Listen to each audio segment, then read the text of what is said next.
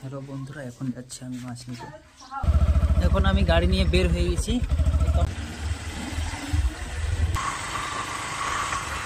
অবশেষে এখন মাছের হাট পৌঁছানো গেছে। দাদারাকে বলতেই দাদা মাছটা কেটে দিল তাড়াতাড়ি।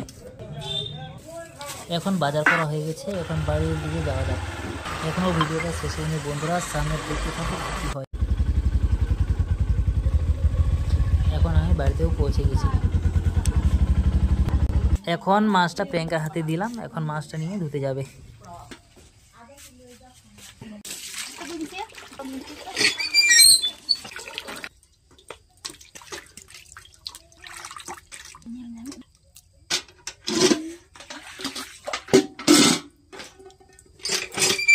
মাছ ধোয়া হয়ে গেছে, এখন রান্নার দিকে যাওয়া যাক।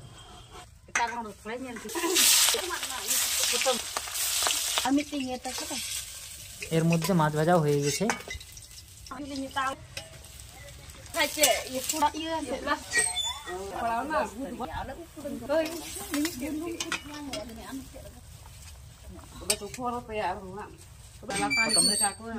এখন রান্নাটাও হয়ে গেছে, এখন ভাত খেতে বসতে হবে।